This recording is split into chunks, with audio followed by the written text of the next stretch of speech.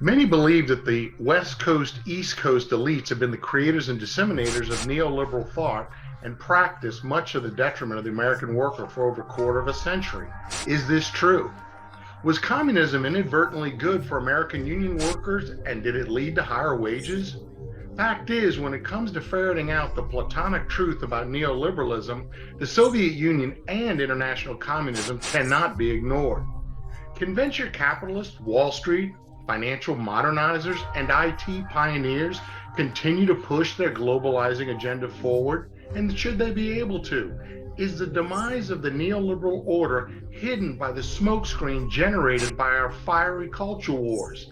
Has the rise of Donald Trump and Bernie Sanders pushed the neoliberal order to its breaking point? Find out on Emir Phillips, American Pragmatist.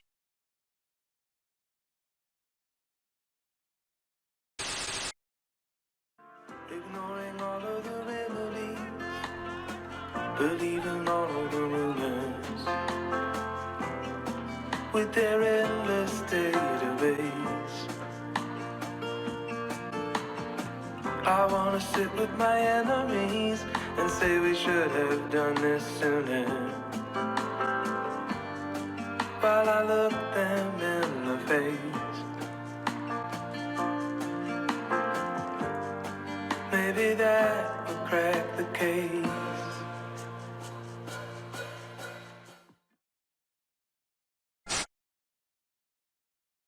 Hey, Emir, what's up? What's up? What's up? We got a big topic today. We got some probably the most dense thing you've ever handed to me to look into. But I'm all here for it. But I do have some questions, so we'll kind of just get started here. We've had a few discussions in the past on neoliberalism, but I think it would help if you could clarify what we're talking about, and I think we'll kind of start here, like when you say specifically like political order as relates to neoliberalism. But let's kind of just talk about this political order itself. What is that? What do you mean by that?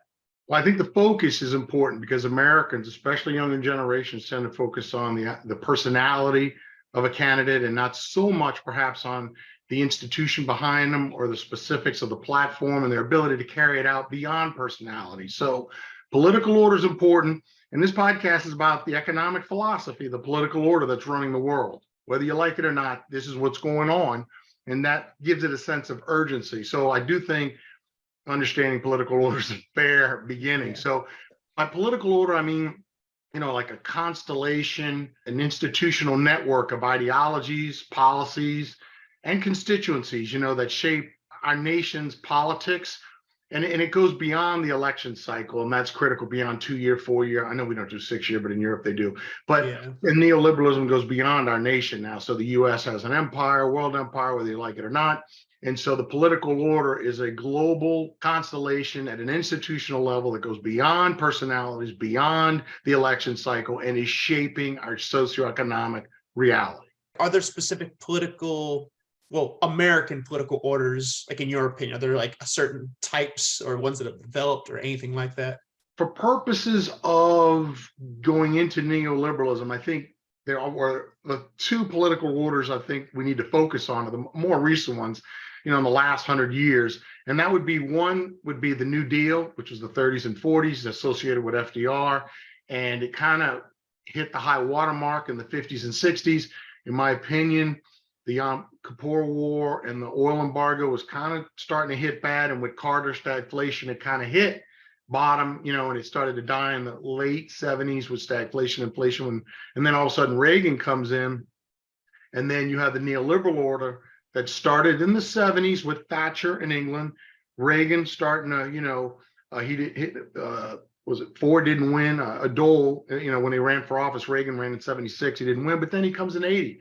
And so the neoliberal order starts coming in. It crests after the Soviet Empire falls when we win in 91, though it started to fall in 88. And so it's hitting the high water mark around the 1990s and 2000. And in my opinion, the great financial crisis, 2007, 8, 9, kind of punched it in the face pretty hard. And did it knock it down or is it back up? That's a question for our generation.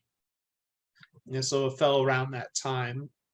I guess, to be more specific with that, like when we kind of talk, like that kind of fell off in like, roughly the 2010s, I would say. What exactly constitutes that? Like, what do you mean by like it fell in the 2010s? Like, what does that mean? Well, I would say after the great financial crisis, you had low interest rates that were supposed to cause inflation. They didn't. Neoliberalism was the effective policy, whether you were a Democrat or Republican. I mean, it crested with Clinton, who's a Democrat. Obama, we are going to discuss for sure, did a lot of neoliberal policies in his administration, not associated with someone who was somewhat, most people would have considered when he ran for office, far left. And he still acted out a pretty strong neoliberal agenda. So I would say it started to really hit with the election of Donald Trump, more of a populist bent. So neoliberalism has become, is it being usurped or not? That's the question. Well, can you, I guess, highlight some of these social economic occurrences, policies, what have you, likely, like something more specific to the ones you believe, I guess, crack the political order of neoliberalism, if that's let me go. The biggest crack started in the great financial crisis. Let me start with the left and Bernie Sanders. He subpoenaed the Federal Reserve, which was a good thing, forcing more accountability and transparency, because he was saying basically President Obama or the Obama administration was given what would ultimately roughly $6 trillion to save Wall Street in the biggest act of corporate socialism in U.S. history. And this would trigger the progressive movement, and on the other side, the Occupy Wall Street movement. And so you have, but for the great financial crisis, but for the first crack in the political world of neoliberalism, you don't have the progressives, Bernie Sanders, who, arguably could have won the presidency, or at least the presidential nomination of the Democratic Party twice. But he was, a lot would argue, sabotaged by the party. That's another discussion. That's a whole other discussion. That's another podcast. And that's another triumph of neoliberalism, in my opinion, when Bernie Sanders was told twice to sit down, and he did. That was another win for neoliberalism. So on the left, I would say, the progressives, without the great financial crisis, there is no progressives. And the progressives generally are against neoliberalism, and we'll go into why later. On the right, it's definitely the election of the populist Donald Trump. Neoliberalism stands for unfettered capitalism, globalization. Another word for globalization is American capitalism, unfettered, unregulated. It was unregulated financial markets that led to the great financial crisis, unregulated borders, no borders in globalization. Bernie Sanders, when he first ran, did not believe in letting in hordes of illegal immigrants because it reduced the price of labor, it reduced wages. So from a labor perspective, Bernie was generally cool or against unfettered immigration because it lowered wages. And ironically, so is Donald Trump. So Bernie Sanders has shied away from that in the last election, which frankly I find a little hypocritical. But the neoliberalism are big on globalization, no borders. They're going to let in immigrants to lower wages against workers, raising corporate profits. That helps Wall Street. So Wall Street is for immigrants because then you can't, unionize. So the issues of open border, free trade, or another crack going on in our society with liberalism, the surge of populism through, Donald Trump, make America great again, national perspective, not necessarily global perspective. So viewing globalization is associated with the Northeast, elites, Harvard, Wall Street, Yale, that's a new perception, The decline of Barack Obama, I think, is his stature as president. I don't think he's done that well, and history is not going to serve him that well because he saved Wall Street while 1.4 million Americans lost their homes in the great financial crisis. He can't run from that. On 4th and 1, Barack Obama sent $6 trillion to Wall Street instead of the American public. Bernie Sanders almost got the White House on that argument alone. And people forget Bernie Sanders was fighting not Trump, not the Republican Party. He was fighting hope and change. Hope and change. Barack Obama gave $6 trillion to Wall Street. 1.4 Americans lose their homes. Bernie Sanders didn't think that was just. Many Americans didn't think it was just, of Republican and Democrat. So, I think the progressives and the populist Republicans both think the American political system, which is neoliberal, is not working. It's not transparent. That's why Bernie subpoenaed the Federal Reserve, to his credit, when the great financial crisis happened. There's no long-term planning. Everybody, and I think Bernie Sanders economically, socioeconomically has a far left, one could argue, Marxist perspective. He 5-year plan, but long-term planning. Trump fracking, wants us to be energy independent, long-term planning.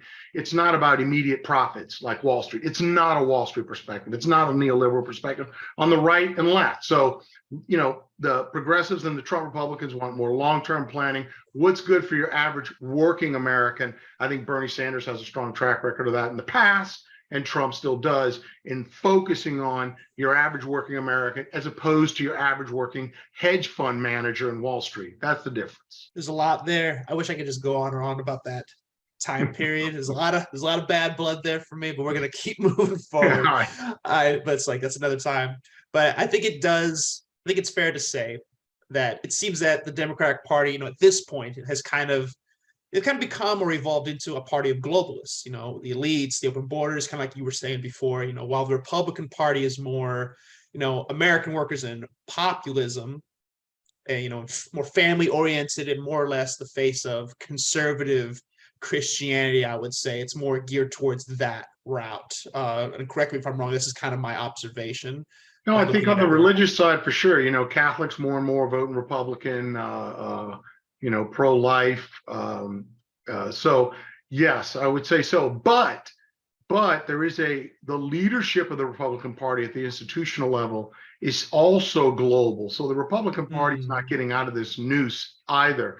So, for example, Mitch McConnell has, Trump will call them rhinos. And when he says rhinos, he's actually, the name fits. I don't know if it analytically is perfect, but it fits with the neoliberal Republican. These tend to be pro-big business, pro-Wall Street, pro-projection of American power, carte blanche, pro-carte blanche militarism. For example, Mitch McConnell recently said the greatest concern of the American public was the Russian-Ukraine war. I mean, this man lives in a cocoon. So, the Rhino Republicans, along with the Democratic Party, unanimously or near unanimously voted for the funding in the Russian-Ukraine war, up to now about $130 billion. So, the Republican rank and file, if you're Republican and as a family and you make under $100,000 a year, 90% chance you're pro-Trump. As you make more money as a Republican, you become more pro Mitch Romney, who's a rhino, Wall Street, vulture capitalist to the core. He's a neoliberal to the core. I mean, he loves money more than anything, and he's no greater personification of Wall Street in the Republican Party than Mitch Romney. And so you've got degrees going down from Mitch Romney down towards Trump. So I would say to this day, probably a third to 40% of the Republican leadership is still strong, pretty strong neoliberalism. And you see them siding with Biden and Wall Street when it comes to the Russian-Ukraine war. So to be clear, the Republican Party at an institutional and leadership level is far from innocent, unless you're very pro-neoliberalism at this point. So there's a uniparty here. There's a uniparty as well. It's not just easily broken down Republican Democrat. So.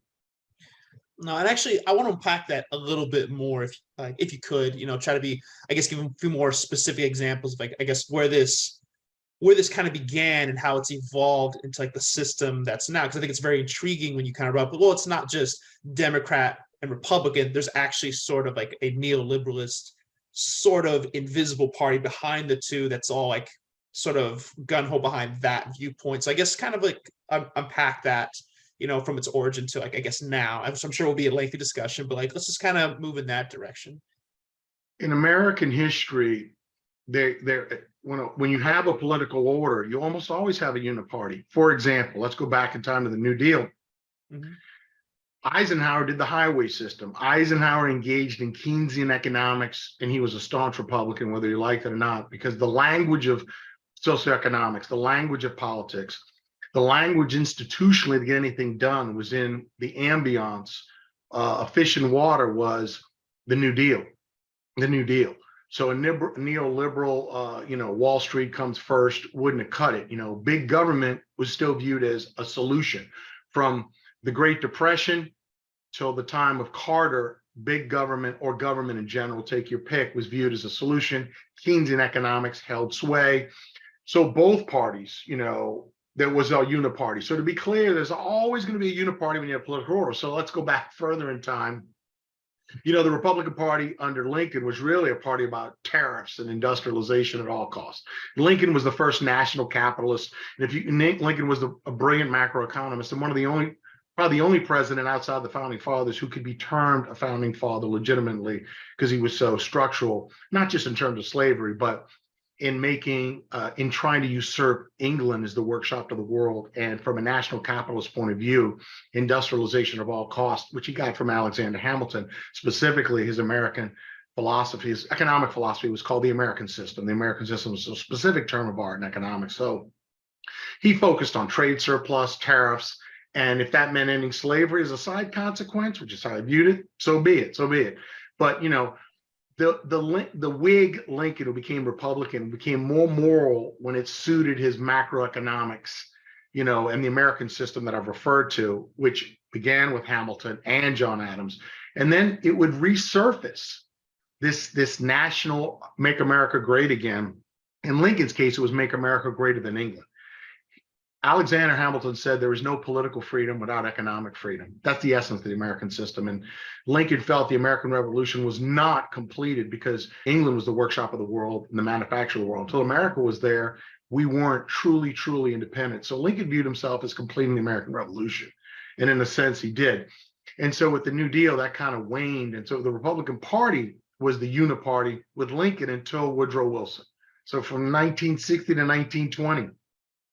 Now, then New Deal comes in until about 1980, and all of a sudden it resurfaced Lincoln's point of view at Ross Perot.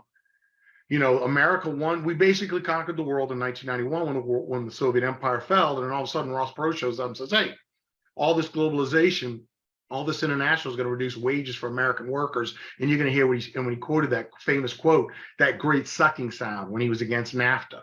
So Ross Perot is the first strong voice who almost won the presidency. Had he not dropped out the first time and come back in the race, he probably would have won. He had a very good chance of winning. That's the first precursor to Trump. And it's no surprise that Ross Perot on his deathbed was signing endorsements for President Trump. So Trump is really the son of Ross Perot, Lincoln, Adams, Hamilton. He's following, consciously or not, an American tradition of national capitalism. And the focus on both in industrialization, not globalization. Lincoln had no urge to go into Canada and Mexico, and during the Civil War, both feared that the South said, let's stop our fighting civilly and go extend the South through Mexico, and you can extend the North through Canada. And Lincoln said, we're not going to do that. We're not going to do that. And Trump and Ross Perot are also they're focusing on, for example, I would assume they would focus on the fentanyl situation where 200,000 Americans have died in the last 3 years, more deaths than all the wars we fought in the last 30. As many deaths almost as we lost in World War II. They would view that as a war. So, but the point is the American system that comes from Hamilton, John Adams, Quincy Adams, but Hamilton's the father really, and the biggest proponent of it in U.S. history is not Ross Perot or President Trump, it's Abraham Lincoln, but it's within us still, and it's resurfaced in the Republican Party, which is ironic because they were the biggest proponents of the neoliberalism under Reagan. So this is kind of ironic. So the Republican Party has at the base level, people make under 100,000 a year, a huge populist element. And whether they know it or not, they're incarnating the American system. And it's a concern for fair trade, not free trade. In other words, China, stop stealing all our tech, stop using slave labor, and let's give fair wages to American workers. So there's an example of how parties can change and how whenever you have a political order, to some extent, there's always a uniparty. I feel the urge just to say that if anyone feels like you're being blasphemous, throwing Trump and Lincoln, invoking both their names in the same sentence, chill out. We're talking about economic policy here. I would say that first and foremost. But now that we've kind of clarified a little bit more about at least the Republican evolution of that, which did very eloquently. I think that was actually pretty, if I may say, use a technical term, that was pretty cool. I do want to kind of move over to more of the Democratic Party and kind of how that's evolved over time as well. Did you see that, I guess in your viewpoint, do you see that evolving in a similar fashion, but the opposite direction? How does that? In relation to neoliberalism, it morphed as well. And I think the relevant case in point for Trump and Ross Perot, Lincoln was critical because he's a national capitalist, and he goes back to Hamilton. Here, the key origination point, not Hamilton, but it's FDR. And the Democratic Party was the New Deal at the heart of, that's the heart of the Democratic Party for years, the New Deal. And that's what people associate it with. The WPA, the Democratic Party cares about workers, they care about the poor. That's been the shtick of the party for 100 years. And it's founded on this conviction that capitalism left to its own devices leads to economic disaster, like the Great Depression. Capitalism has to be managed by a strong central state, big government that's able to govern the economic system to the public interest. We can't trust capitalism. And neoliberalism would come along and say, you're wrong. Milton Friedman, Ronald Reagan, Thatcher, Volcker at the Federal Reserve. No, we can trust that the market can make things work. And so the Democratic Party took a hit and Reagan got the high ground such that we'll see that even Clinton and Obama, deep down, they saved Wall Street. Obama had a chance to let the banks go down and save 1.4 million Americans who lost their homes. And I think FDR and Truman would have done something more to that effect. I don't think Truman would have allowed 1.4 million Americans to lose their homes when Wall Street committed fraud. Stearns and Lehman Brothers committed fraud, and there was fraud rampant in Wall Street in the great financial crisis, which Bernie Sanders eloquently and forcefully alluded to in running for office. So the American people were angry enough to make Wall Street hang. And so, but at the end of the day, on 4th and 1, Obama followed the neoliberal order. So there's a case in point. You see a uniparty for neoliberalism, and you also see the Democratic Party go from, hey, we're the New Deal, we care about the worker, we care about the poor, the welfare state, we don't trust capitalism, it created the Depression, we need government to offset capitalism. Two, we'll see Clinton, and I've already alluded to Obama, how two Democratic presidents, when neoliberalism held the high ground, the commanding heights, they did what a neoliberal president would do, whether they're Republican or Democrat. Maybe not with the same fervor as Reagan would have done it, but still, they did it. And I think that's the point. So there's the morphing of the Democratic Party, and before that, I did the morphing of the Republican. I would always encourage people when they kind of look back at history a little bit to they look at Clinton and Obama. I'm not saying they didn't have policies that definitely geared more towards help the poor, the American worker, everything. But history never forgets that time. I certainly don't forget that time. As someone about 32 years old, a lot of people of my generation definitely look at that very strange, seemingly to us, very strange choice to salvage all the banks, all these big companies over the American people.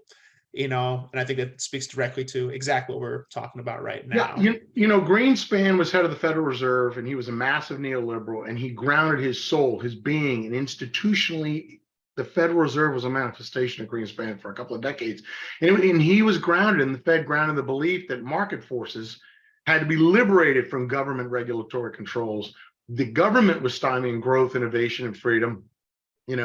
So the architects of the neoliberal order, in the 80s and 90s, they dismantled everything that the New Deal order had built across a 40-year span.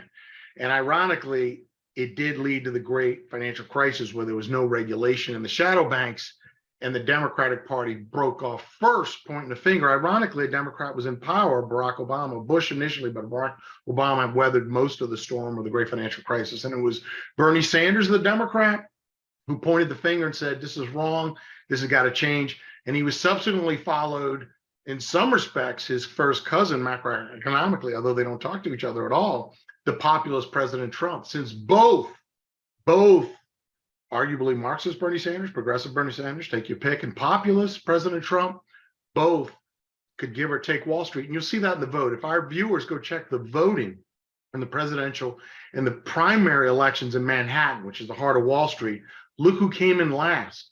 It's Bernie Sanders, because he's a Marxist. He would destroy Wall Street. He would end it if he could. And who came in second to last? Look at the vote counts. Trump. Who came in first?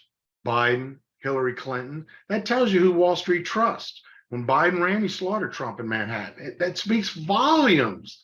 Volumes. That's Wall Street. Just follow the Manhattan vote. Get on the YouTube or get on the computer and look who voted where in Manhattan. People can't hide. Those hedge fund managers vote. They know where their bread's buttered. They voted for Hillary and Biden. They didn't vote for Sanders or Trump, either one. I don't know if the camera can pick it up, but it's a lot to hold back my feelings on that time in my life, because there's definitely, like I mentioned before, a lot of bad blood there, a lot of things that I watched happen in front of me that were just unreal in terms of elections.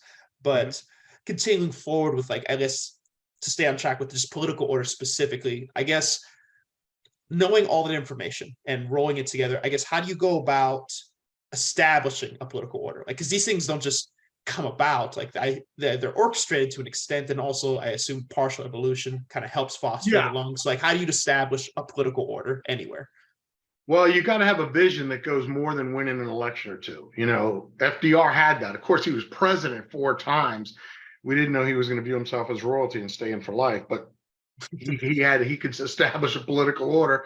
He was president 4 times. So for him to establish a political order, it is in the election cycle for FDR, but after they changed the rules. So barring him, so excluding FDR, it requires, you got to have deep money, and you got to have organization, PAC, political action committees. You saw that in the Republican Party with Newt Gingrich, a great organizer. Tip O'Neill, head of Congress, the House, fantastic organizer, institutional guy, breaking it through.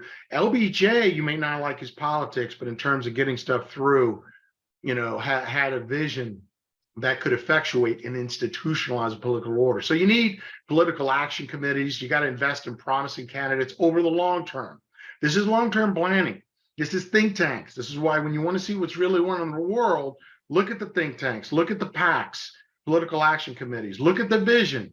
That's the institutions. The institutions, those employees stay, whether the elections, whoever's there, they come and go, the politicians. So I would beg our viewers to look at think tanks and policy networks that are turning political ideas into actionable programs at an institutional level. So, and you need a rising political party. You got to consistently win over a lot of different electoral constituencies. For example, Reagan, he got Wall Street to vote for him and the unions. This man could sell ice to an Eskimo. Bill Clinton was another guy who could sell ice to an Eskimo. And so that doesn't hurt. It doesn't hurt. You got to have a capacity to shape political opinion at the highest level, like the Supreme Court. Trump did that recently. But you also got to go across popular print and broadcast the media. And on that, the Democrats are winning. So Trump won at the Supreme Court level. The Democrats are winning with big tech. Whether you argue it's censorship or not, whether you argue the Hunter Biden laptop, which could have tipped the election to Trump, the Democrats' ability to sabotage that, censor it, big tech working with the Democrats, the FBI being in Facebook, being in the building with Facebook, whether you like it or not, that shows the Democratic ability, part of the uniparty, the neoliberalism right now, to work at the broadcast media level. So, and you got to have a moral perspective at the end of the day. I mean, Reagan was great at convincing you that, his view would lead to a better America. And, Trump is Make America Great Again. Bernie Sanders, help workers, fair wages. I mean, you got to have a vision of the good life. And I think that's the agenda right there. You got to have a vision of the good life and effectually communicate it at an institutional level.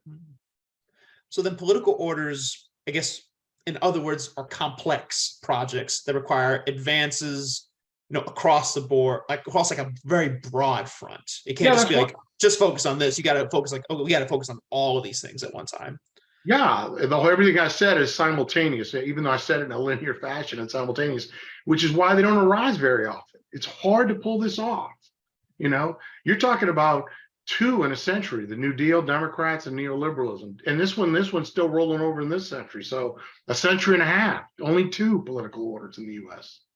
Yeah, I would imagine they usually appear when an older order kind of stumbles a bit, kind of takes a dip, amid an economic crisis, as we've seen before, then precipitates a governing crisis. I alluded to this earlier, stagflation, inflation over 20%, interest rates, hard to believe, over 20%, 30-year government bonds were going at 30%. I mean, if you'd invested $100,000 in like 1979, 1980, you could have made 20% for 30 years, and that's just mind boggling. So that kind of broke the back of the New Deal world order.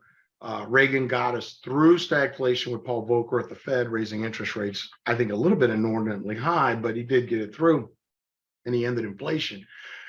So it set the stage for him to take over. So yes, that was the trip and fall for the New Deal in the 70s. So, and the trip and fall, arguably, is the Great Recession, the Great Financial Crisis, 2008 and 9. I would say maybe it didn't knock out neoliberalism, but it fractured it. I mean, Obama and Biden is still vehemently carrying the neoliberal order through all the way to the Russian-Ukraine war. But there's a lot of pushback now that it wasn't there before. So, all right. I guess my next question then is, like, obviously there's a lot of facets to it, but is there like a key component or attribute to any specific political order? Is it different for different political orders, or is it like, no, there's a key aspect here that really drives it forward? when the opposition party does the will of the other party institutionally, when Eisenhower does the highway system, which is a New Deal Keynesian program as a Republican, or Bill Clinton ends welfare, and Bill Clinton lets China in the World Trade Organization, and Bill Clinton leads to deregulation of Wall Street. He ends the Glass-Steagall Act, which is incredible for a Democrat to have done, basically undoing. Bill Clinton literally undid the New Deal and in allowing the legislation to end the Glass-Steagall Act, which let capitalism run rampant and was a key precursor to the Great Financial Crisis, although many Republicans were with him. You're there. I mean, you're bending the will of the opposition. Bill Clinton ending the New Deal, Eisenhower basically doing Keynesian economics. I mean, that's when you've done it. And I can't think of really any better example, than that. Newt Gingrich getting Bill Clinton to do his bidding with the Contract to America in the 90s after Clinton, almost lost in the re-election. And 2 years in his term at the midterms, the Republicans took the House for something in like 40 years with Newt Gingrich. That checked Clinton. And Clinton went from, he had some New Deal tendencies in him, I would say, when he was running for office and as governor of Arkansas. And he jumped all over. He effectuated the New Deal. Case in point, China and the World Trade Organization, ending a Glass-Steagall Act, welfare reform. I mean, come on. Yeah, but I presume that, acceptance of anything like this is never like 100%. There's always points of tension and vulnerability, some resistance, in a polity as diverse as ours. There's just so many different viewpoints that there has to be, in a democracy, no one gets it all. Yeah, I mean, that's true. But, Clinton, what he did, though, here's the key, though, Levi. Clinton, by going neoliberal, working with Newt Gingrich, even though publicly they hated each other, they still worked together more than either one would like to admit, and getting things done for the neoliberal order to consolidate itself globally. They got enough. A lot of the far left felt abandoned by Clinton. A lot of the far left felt abandoned by Obama, like Bernie Sanders. I mean, there's a perfect case in point. Obama lost the progressives in his re-election by saving Wall Street, and Bernie could have run against Obama in the second term, but it just didn't happen. It would have been curious to see if he'd run against Obama, what would have happened.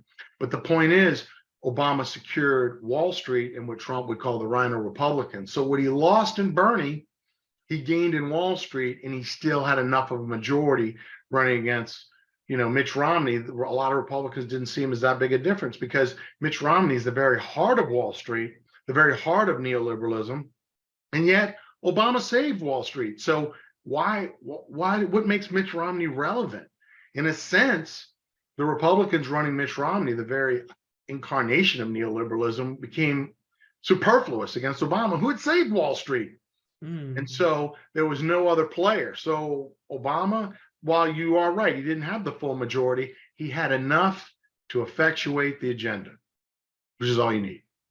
Some of that election starting to make a little bit more sense now when I'm looking at it in those terms. But I guess by that same token, losing the capacity to exercise ideological hegemony, it kind of signals a political order's decline then, correct? Like, is that what we're...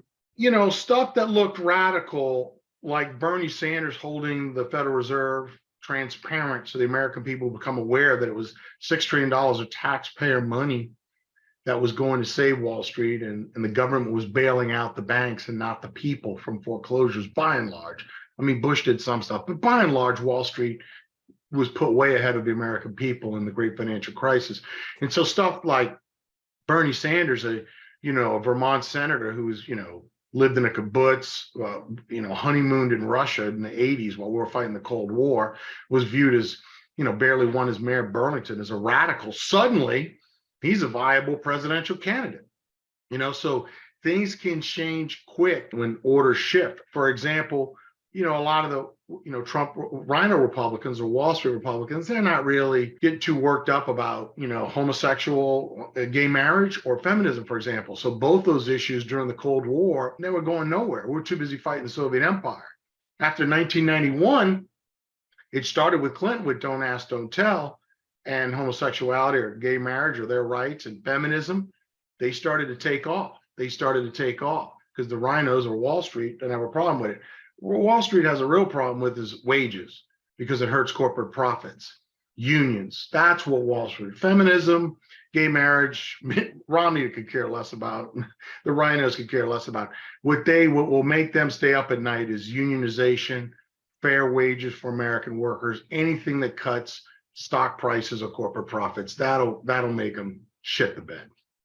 Then according to you, like this happened again since the great financial crisis, like when the coming apart of the neoliberal order, it's what I'm hearing more or less from you. Yeah, the great financial crisis and the fracturing, it opened up space for Trump-like populism. Not just Trump, there are other Republicans now voting with that kind of agenda, American wage, fair trade as opposed to free trade focus. And as well on the progressive side, whether you want to say woke, BLM, Marxism, Bernie Sanders, progressivism, AOC, whatever, those avenues of expression, they would not have happened before the great financial crisis, 2009. So would not have.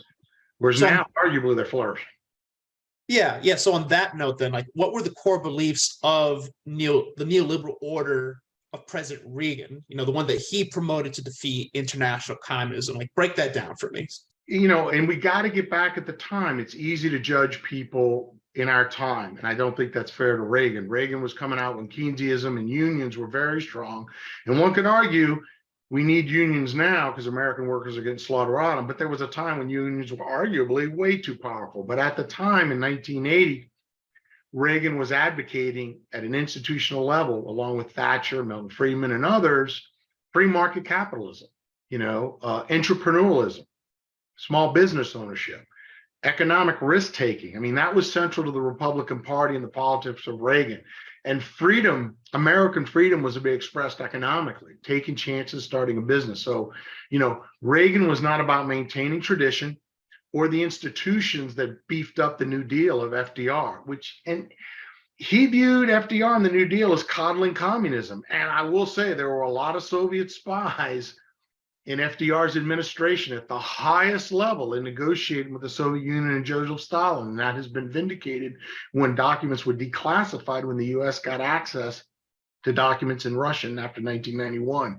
So a lot of people have said he wasn't a spy. He wasn't. He was. And so the Republican Party of the 50s and Reagan were absolutely correct on the level of Soviet espionage during FDR. And you could argue it was coddling communism, or you could argue FDR was naive. And when he stopped getting naive, Truman stiffened up. Take your point of view. But from Reagan's point of view, anyone who coddles communism, you're coddling evil. I mean, he's on record being on a radio show when he thought the show was over, is referring to the Soviet Empire as evil. So he viewed communism as atheistic, institutionalized atheism, so against the freedom of religion, the ability to fight the state, the ability to be independent. So, and he called, like I said, the Soviet Empire the evil empire. So that was Reagan in a nutshell.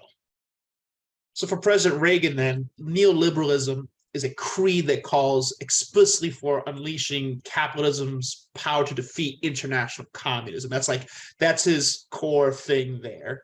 Absolutely. And neoliberalism for Reagan has to be viewed in that context. It was a foil and a way to destroy the communism. Doesn't mean he didn't believe it, but its primary goal, his vision, was to destroy communism and free the world religiously, economically, individually, politically. So, and in that sense, I do think neoliberalism served extremely well to defeat communism. It gave a clear alternative vision of socioeconomic reality to defeat communism and the Soviet Empire. Even Reagan was not married to neoliberalism if it hurt American workers. And that seems to be skirted under the rug. And I want to be real clear about this, and give a real specific example to buttress my point here. But Reagan imposed a $2,000 tax or tariff on Toyotas. It was a Donald Trump-like tariff to help the entire automotive industry better compete with Japan. And Japan, unlike China, was not guilty of using slave labor and stealing American tech. And yet, Reagan imposed a $2,000 Trump-like tariff on Toyotas in the 80s to help Chrysler and Lee Iacocca better compete. And they didn't even take advantage of it, in my opinion. So Reagan, to help American workers, could do a Trump maneuver, showing with this vivid example, which was a big example, risking his relationship with Japan in the Cold War, risking him hitting him with a $2,000 tariffs on Toyota. That was no small feat. He was willing to do that to help American workers, despite fighting the Cold War. And Japan was one of our staunchest allies. So Reagan did care about American workers. And had he been president after the Soviet Empire fell, he might have been a little more Trump than people want to assume. I want to be just a little bit more specific. Like, why would President Reagan do that? Why would he risk that? It seems very anti-competitive in a way. It was anti-competitive. It goes against, free market capitalism. It's an intrusion in the market. Tariffs are that way. That's why Trump's not a pure capitalist. It's a populist. Populism is reform capitalism to make it fair. Marxism is to change so that the government owns the means of production. They're owned publicly, not privately. It's a whole nother level. Trump would never go to that level. Many progressives would. But Reagan, I'm trying to show, it was anti-competitive. The Japanese were beating us in cars at our own game. Straight up. They were better at it than we were. When you're, in that generation, when I was, in the 80s, Ford meant find on road dead, fix or repair daily. That's what Ford meant to us. It was not a great car. And, but Reagan still enacted a Trump-like tariff. And frankly, it's a tariff I doubt Trump would have done, President Trump would have, because, it triggers a Trump tariff is when you violate fair trade. That's when Trump gets going. So I don't know if Trump would have done that tariff, because Trump's focus is no slave labor and no stealing American tech, which is why Trump didn't do any tariffs against really the EU. He has no beef with the EU because they're not, in his mind, cheating and making trade unfair. So for President Trump, when he goes ballistic, and with China he does, no argument, he's really upset about the stealing of American tech to gain an unfair advantage in our international trade. And manipulating your currency by devaluating to increase your imports, he's furious about that too, and China absolutely does it. And that cost Americans their jobs, as fellow Americans then buy Chinese imports because they're cheaper, because the communist Chinese government devalued their currency, which, by the way, violates World Trade Organization protocol, which Trump also was upset about. So Reagan did something I'm not sure Trump would have done, and Trump's tariff follow a certain train of logic, which you may or disagree with, but it does follow it. And I don't think it would have applied to Japan. Nothing in Trump's history says he would have done it. Maybe he would have, maybe not. It's not clear. China hits all his buttons. Well, my understanding is that neoliberalism is a creed that prizes free trade and the free trade movement of capital, of goods, and people. I see, I guess, more or less, it celebrates deregulation as an economic good that results then in governments, I guess, when governments can no longer interfere with the operation of markets. That's just kind of, I know it's a little clunky there, but I think that does capture the heart of it. And I think one thing you left out, which is pertinent now and goes to globalization, is that neoliberalism values intensely cosmopolitanism per se, in and of itself, as a cultural achievement. It goes hand in hand with free trade, a cosmopolitan perspective. The British had it in the 1890s when they had the gold standard and they dominated the world. When you have a world empire like Rome or England, upon which the sun never set, and the empire of the United States, the sun never sets because we own almost the whole world, there is going to be a strong push to globalization and a cosmopolitan by itself per se. So, and a byproduct of that is open borders,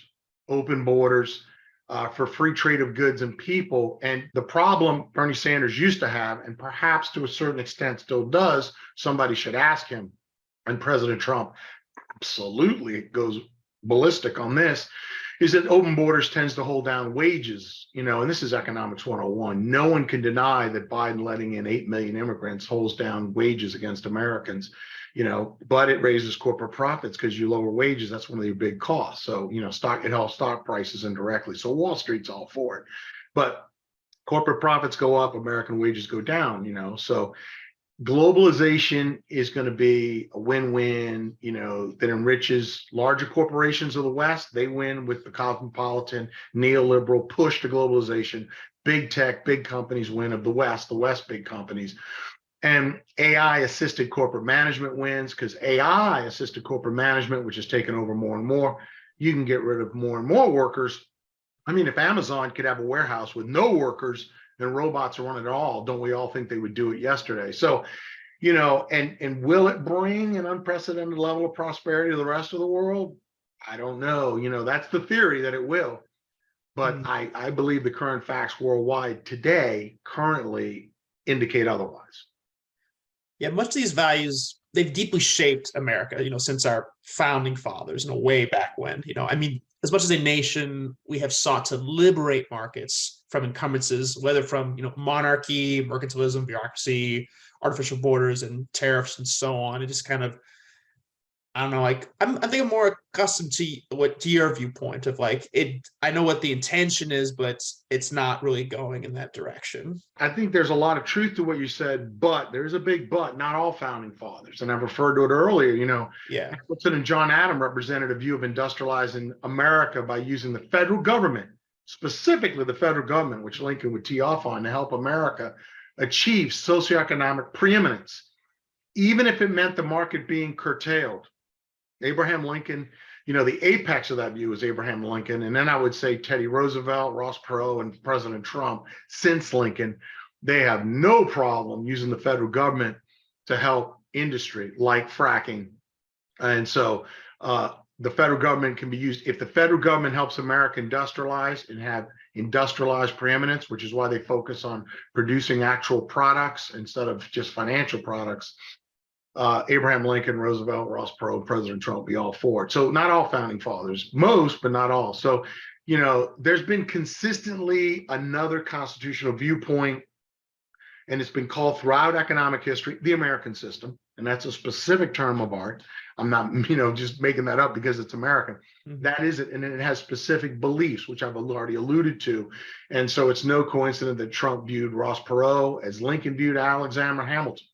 A father figure, so to speak. So there's a very specific socioeconomic lineage that they are incarnating, whether you agree with it or not. So to be clear then, neoliberalism in concept seeks at an institutional level to release the economy from the heavy hand of the state in various guises, I would say. Its goal is to allow people to move around in pursuit of self-interest and fortune, to truck, barter, and trade as people want to.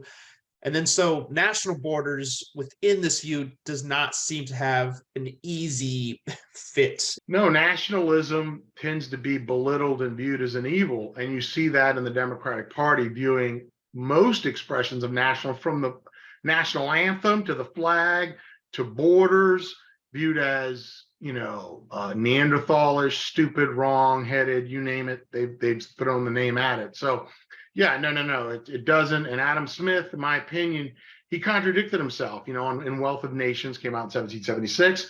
And on the issues you've alluded to, he contradicted himself because he did say, in essence, what you said just now. Yet he defended Britain, the island's defenses and its financing, even if it meant less market efficiency. And when the British Parliament got a hold of Wealth of Nations, they came up with the British Navy and the frigates to protect the international trade of England, which the United States copied, since we copy almost everything from England, which is why we have the #1 Navy, since we have the world trade. So, but Adam Smith, to be clear, said everything you said, Levi, but when it came to his precious England, even though he was a Scot, and he spoke from a global perspective, the Scot, the Brit, and Adam Smith was a staunch John Bull Brit, no matter what he wrote in The Wealth of Nations. And he was for Britain's defense from a naval point of view to protect the trade so Britain could stay number one. So the British Navy came from the contradictions which were in Adam Smith, and British Parliament was not stupid and picked up on it and acted on it institutionally to its great benefit, and the British Empire resulted. But would you agree that Adam Smith was basically a globalist, but with Britannic leanings? Yes. Okay. Yes. I mean, you know, and All like right. a lot of globalists now, Levi, are globalists with American leanings, right?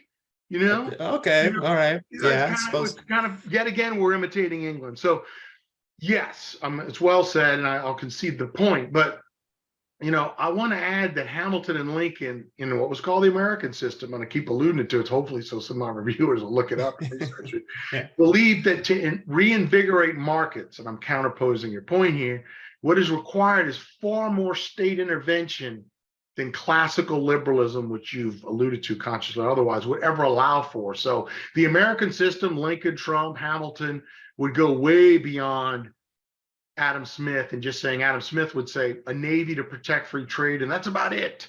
No more. No. Lincoln had a national bank, national money, the greenback. We now call them green dollars. The dollars in your wallet, the greenbacks from Lincoln. The railroads were financed by the government, you know, to make markets more efficient. And FDR would follow suit on the New Deal, you know, and Supreme Court cases would follow suit that the government was to facilitate the market, build bridges. We call it infrastructure now. The American system is huge on infrastructure, and FDR and the New Deal would tee off on that. And I think during the Great Depression and World War II, the New Deal and the Democratic Party did a very good job on that. I mean, the Manhattan Project, what we accomplished, you know, under FDR and Truman, economically pulling out of the Depression, fighting World War II, rebuilding Europe. I mean, you got to give kudos.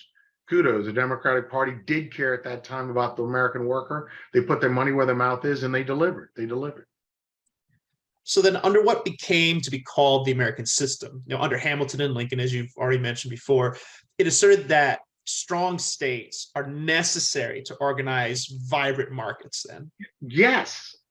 And that, you know, the fact that that's not taught in civics and economic history at the high school level is a sin, is wrong, is un-American, is not historical. It negates half of the history of this country, you know, because the neoliberals commanding the heights, and now we're into cultural history, which I don't even know where that's going to lead with woke and, you know, that sort of stuff. It's just that's another once again another topic.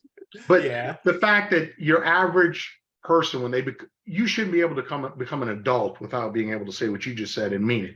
You may not agree with it, you may not vote for it, but you need to know that it's constitutionally organic to the founding fathers, and there are two sides to the coin with the Constitution, and there's a vibrant, strong history of what you just said. So the state's ability to set down and enforce rules for making contracts, as well as having the capacity to expand and protect markets through law, military force. Even Adam Smith agreed with the British Navy and tariffs. Trump, Lincoln was much bigger on tariffs than Trump. Lincoln put a tariff on the South, 54%. Trump tried to do 5% on China. Everybody had a fit. You know, and it was these tariffs, our army, the law, the contracts, the courts. This is all the state. State intervention in the market is critical to the success of America, or really any nation, but in our nation from the very beginning. And I just wish our viewers and the young, everyone under 30, would know that this didn't come from President Trump. This does not come from Donald Trump. It comes from Hamilton and Lincoln. Yeah, so then like Alexander Hamilton, Lincoln, and likewise Trump would argue that flourishing markets then and now require strong governments that can enforce rules of economic exchange. Markets need structure in order to operate freely. Yeah. Watch a football game without refs. Football, you know, two football teams play without referees. You have a fist fight. That's free market capitalism. Every man for himself. The rules are going to break down within the first quarter. Is going to be a fist fight. The stands are going to be empty. People are going to die. And eventually, who's going to be called in? The police, which is another form of the state. Why don't we call the police in every football game? Because we have referees. The referees are the regulations. The referees are what keep it, what you just alluded to. The refs orchestrate and keep it operating freely. And within the rules, you can go all the way.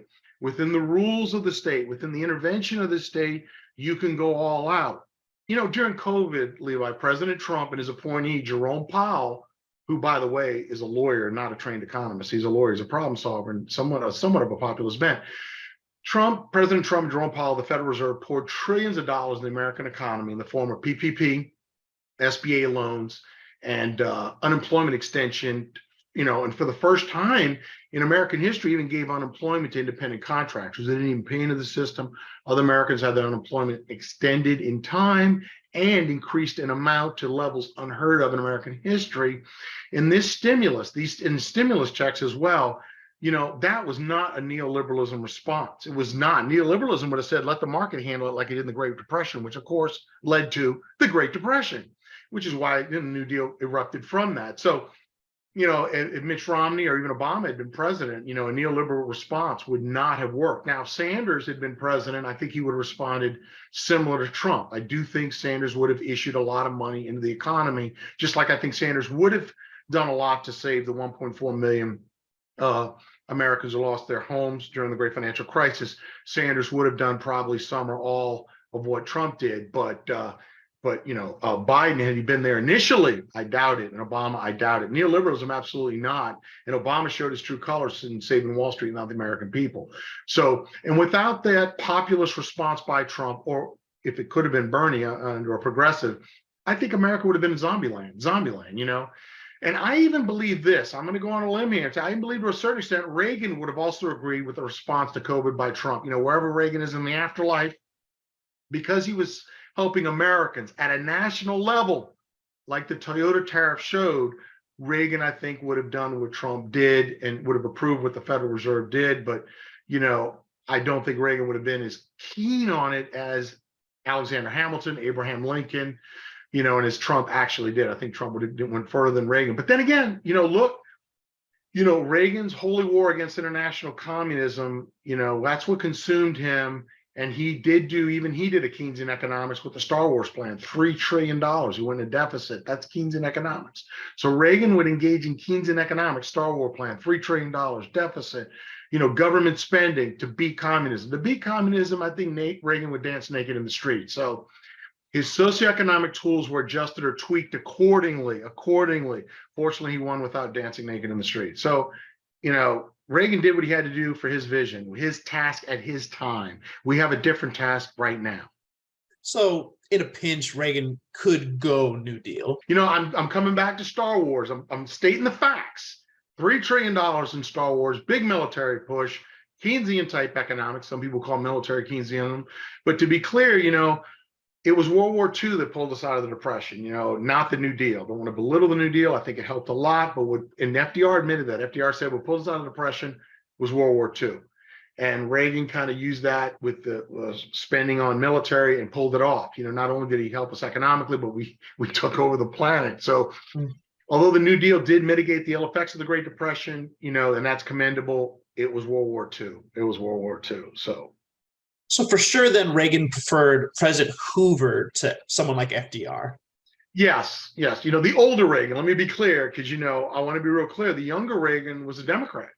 People don't know that, but Reagan switched parties. So did Trump.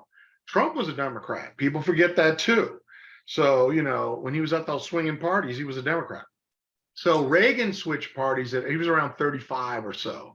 So, that was his road to Damascus. He switched, and when he switched hard. He went from a New Deal Democrat to 35. Reagan was also, just to be clear, the head of the union for SAG. People don't forget that, but Reagan was the head of a union of SAG, all the actors, and they loved him. They thought he did a great job.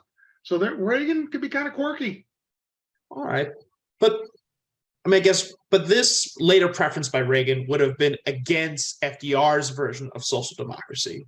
The one that called for a far greater intervention by the government. Reagan would have allowed, if I'm viewing this correctly, for much more free market solutions, which agree more with President Hoover. So the older Republican Reagan, trying to keep this all square in my head, the older Republican Reagan could, he probably wouldn't tolerate FDR or much of the New Deal. Yes, but remember, as I alluded to earlier, one big reason is, not all, but a big reason, they were coddling, they were wimpy on communism. You always got to start with that. FDR was real nice to Joseph Stalin, much to the chagrin of Winston Churchill. We gave Russia a lot more money than Churchill would have, and Churchill wanted more for the Brits. And of course, without our lend-lease money to Russia, Russia probably would have lost against the Nazis. So you can argue both ways. But Reagan viewed FDR and the Democrats soft on communism. You always got to start with that lead. Having said that, you've made some valid points. Reagan focused on individual freedom against the excesses of the state, which, especially totalitarian and atheistic states incarnated in the Soviet Empire. But even in the New Deal, he came to view it as excessive, too much. He wouldn't have called the New Deal evil, but he would have said it was inefficient and we can do better. We can do better. But with Soviet Empire, for the reason I've already said, evil. So, but Hamilton, Lincoln, Trump believed that there's no political freedom without economic freedom, which is why they're about economics. And I need to repeat that, since that's the core of the American system in economic history from the Constitution of Hamilton. And he's the one who said it, Alexander Hamilton. And if you remember this, you'll understand Lincoln, Trump, Teddy Roosevelt. There is no political freedom without economic freedom. So would Abraham Lincoln frack? Oh, yes, he would. Oh, yes, he would, because there is no political freedom without economic freedom in a country in this day and age that is not energy independent, is fighting wars in the Middle East and killing Muslims by the millions to get what's underneath the ground. That's not freedom. That's not independent. And that's not moral. Freedom is money, more or less. Like individual freedom is highly correlated with my bank account. Like what's in my wallet right now, that gave me my freedom, which I understand. I can see that.